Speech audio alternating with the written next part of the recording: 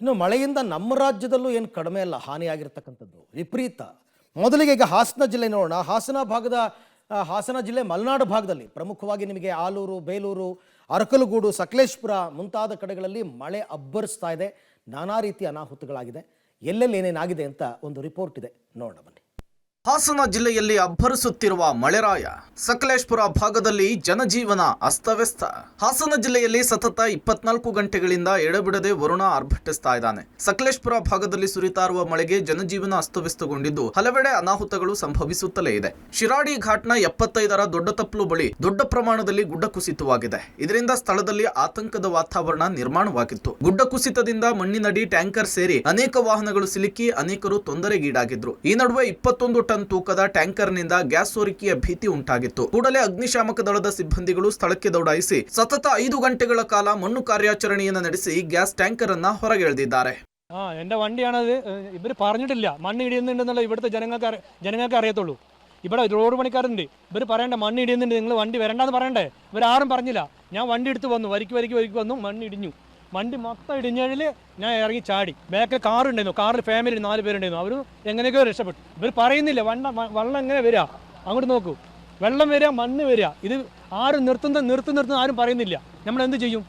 നമ്മൾ വണ്ടിക്കാരാണ്. നമ്മൾ മംഗലാപുരം പ്ലാന്റിൽ നിന്ന് ഗ്യാസ് കയറ്റി വരിക. അത് 21 തന്നെ ഗ്യാസ് ഉണ്ടത്. എന്താ ആർക്കും സേഫ്റ്റി ഇല്ല, ഒന്നുമില്ല, ആരൊന്നും പറയുന്നില്ല. ഇത്രയും വലിയൊരു നാടായതുകൊണ്ട് ನಿರಂತರ ಮಳೆಯಿಂದ ತೆರವು ಕಾರ್ಯಾಚರಣೆಗೆ ಅಡ್ಡಿಯಾಗಿತ್ತು. ಹೀಗಾಗಿ ನೂರಾರು ವಾಹನ ಸವಾರರು ಗಂಟೆಗಟ್ಟಲೆ ದಾರಿ ಮಧ್ಯೆ ನಿಂತು ವನವಾಸ ಪಡಬೇಕಾಯಿತು. ಮುಂದೆ ಹೋಗ್ಲಿಕ್ಕೂ ಆಗದೆ ಹಿಂದೆ ಬರ್ಲಿಕ್ಕೂ ಆಗದೆ ನರಕ ಯಾತನೆಯನ್ನ ಅನುಭವಿಸಿದ್ರು. ಟ್ಯಾಂಕರ್ ಹಾಗೂ ಟಿಪ್ಪರ್ ತೆರವುಗೊಳಿಸಿದ್ರು ಕೂಡ ಶಿರಾಡಿ ಘಾಟ್ ರಸ್ತೆ ಬಂದ್ ಮಾಡಿರೋದ್ರಿಂದ 2 ಕಡೆಗಳಲ್ಲಿ ಸಾವಿರಾರು ವಾಹನಗಳು ಸಾಲುಗಟ್ಟಿ ನಿಂತಿದ್ವು. ಊಟ, ಕುಡಿಯುವ ನೀರು ಸೇರಿದಂತೆ ಯಾವುದೇ ಸೌಲಭ್ಯವಿಲ್ಲದೆ ವಾಹನ ಚಾಲಕರು ಹಾಗೂ ಪ್ರಯಾಣಿಕರು ಪರದಾಡಿದ್ರು. ಇನ್ನು ಐರಾವತ, ಅಶ್ವಮೇಧ ಸೇರಿದಂತೆ ಹಲವು ಬಸ್ಗಳು ಇಲ್ಲಿ ಸಿಲುಕಿದ್ದು ಪ್ರಯಾಣಿಕರಿಗೆ ದಿಕ್ಕು ತೋಚದ ಪರಿಸ್ಥಿತಿ ನಿರ್ಮಾಣವಾಗಿದೆ. ಇನ್ನು ಕೆಲವರು ಬಸ್ ಎಲ್ಲಿಗೆ ತೆರಳುತ್ತೆ ಅನ್ನೋದು ಕಾಣದೆ ವಾಪಸ್ ತೆರಳುತ್ತಾ ಇರುವಂತಹ ಬಸ್ಸುಗಳಲ್ಲಿಯೇ ಹೋಗ್ತಾ ಇದ್ದಾರೆ. ಊಟ ತಿಂಡಿಗೆ ಏನಾನ ವ್ಯವಸ್ಥೆ ಮಾಡಿ ಸರ್. ಇಲ್ಲಿ ನೀರಿಗೆ ಏನಾನ ಒಂದು ಸೇಲ್ಸ್ ಅವ್ರಿಗೆ ಯಾರಿಗಾನ ಪರ್ಮಿಷನ್ ಕೊಟ್ಟು ಇವಾಗ ಗಂಟ ಒಂದು ನೀರು ಕೇಳೋರಿಲ್ಲ, ಏನಿಲ್ಲ. ಮಳೆಯಲ್ಲಿ ಇಳಿಯೋಕ್ಕಾಗಲ್ಲ. ಇಲ್ಲಿ ಫುಲ್ಲು ಮಳೆ, ನೀವು ನೋಡ್ತಾ ಇದ್ದೀರಾ. ನೀವು ನೋಡ್ಬಿಟ್ಟು ಸ್ವಲ್ಪ ಏನಾನ ವ್ಯವಸ್ಥೆ ಮಾಡಿಕೊಟ್ರೆ ನಮಗೆ 4 ಜನಕ್ಕೆ ಒಳ್ಳೇದಾಗತ್ತೆ. ಏನು ಸಿಗಲ್ಲ ಅಂದ್ರೆ ಅಷ್ಟೇ. ಇವತ್ತು ರಾತ್ರಿ ಎಲ್ಲ ಇಲ್ಲೇ ಉಪವಾಸ ಸಾಯ್ಬೇಕಾಗತ್ತೆ. ಜನಗಳ ಕೆಲಸ ಮಾಡ್ತಾವ್ರೆ ಅವರು. ಇವತ್ತು ಆಗತ್ತೋ ಇಲ್ಲೋ ಅದನ್ನು ಅವ್ರಿಗೆ ಗ್ಯಾರಂಟಿ ಇಲ್ಲ.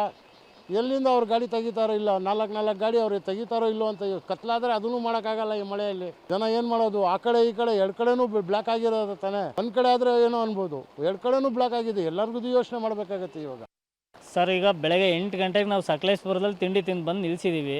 ಈಗ ಮತ್ತೆ ಗುಡ್ಡ ಕುಸ್ತಿದೆ. ಈಗ ಎಲ್ಲರೂ ಉಪವಾಸ ಇದ್ದೀವಿ. ಇವಾಗ ನಮಗೇನಿಲ್ಲ. ಇವಾಗ ಗಾಡಿ ತಿರುಗಿಸ್ಕೊಂಡು ಹೋಗ್ರಿ ಅಂತ ಹೇಳ್ತಾರೆ, ಇಲ್ಲಾಂದ್ರೆ ಹಿಂದೆ ಹೋಗ್ರಿ ಅಂತ ಹೇಳ್ತಾರೆ. ಗಾಡಿ ಲೋಡ್ ಗಾಡಿ ಆಗಿರೋದ್ರಿಂದ ಮುಂದೆ ಹೋಗ್ಬೇಕೇ ಹೊರತು ಹಿಂದೆ ತಿರುಗಿಸೋದಕ್ಕೆ ಜಾಗ ಇಲ್ಲ. ಹಿಂದೆ ರಿವರ್ಸೇ ಹೋಗ್ತೀವಿ ಅಂತಂದ್ರು ವ್ಯಾಕಮ್ ಡೌನ್ ಆಗಿ ಬ್ರೇಕ್ ನಿಲ್ಲಲ್ಲ ಗಾಡಿಗಳು. ಎಲ್ಲ ಲೋಡ್ ಗಾಡಿ ಇರೋದ್ರಿಂದ ಎಲ್ಲ ಡ್ರೈವರ್ಗಳೆಲ್ಲ ಸಿಂಗಲ್ ಇರೋದು. ಒಂದೊಂದು ಗಾಡಿಗೆ ಒಬ್ಬೊಬ್ಬರೇ ಡ್ರೈವರ್ ಇರೋದ್ರಿಂದ ನಮಗೇನಿಲ್ಲ. ಇಲ್ಲಿ ಅವ್ರು ಕ್ಲಿಯರ್ ಮಾಡೋವರೆಗೂ ಎಷ್ಟೇ ಸಮಯ ಆಗಲಿ ಊಟ ತಿಂಡಿದ ಟೈಮಿಗೆ ಯಾರಾದರೂ ಬಂದು ಇಲ್ಲಿ ಸೇಲ್ ಮಾಡೋಕೆ ಅವ್ರಿಗೆ ಒಂದು ಪರ್ಮಿಷನ್ ಕೊಟ್ಟರೆ ಅವ್ರು ಬಂದು ಸೇಲ್ ಮಾಡಲಿ ಅಂತ ನಮ್ಮ ಎಲ್ಲ ಡ್ರೈವರ್ಗಳಿಂದ ಹೇಳ್ತಾ ಇದ್ದೀನಿ ನಾನು.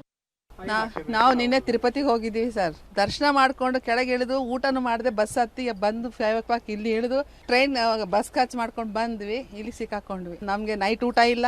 ಇವಾಗಲೂ ಮಗುನು ಕರ್ಕೊಂಡು ಬಂದಿದ್ವಿ. ಸದ್ಯ ನಾವು ಇಲ್ಲಿಂದ ನಮ್ಮ ಪ್ಲೇಸ್ ನಾವು ಸೇರಿದ್ರೆ ಅಷ್ಟೇ ಸಾಕು. ಆಯಿತು, 1.5 hour ಆಗ್ತಾ ಇದೆ. 1.5 to 2 hours ಆಗ್ತಾ ಇದೆ. ಇಲ್ಲ, ನಾಷ್ಟ ಕೊಡಿಸಿದ್ರು, ನಾಷ್ಟ ಮಾಡಿಸಿದ್ರಿ, ತಿಂದ್ವಿ. ಏನಂದ್ರೆ ಇನ್ನು ನೋಡ್ತಾ ನಮ್ಗೆ ಒಂಥರ ದುಃಖ ಆಗ್ತಾ ಇದೆ, ತುಂಬಾ ಭಯ ಆಗ್ತಾ ಇದೆ.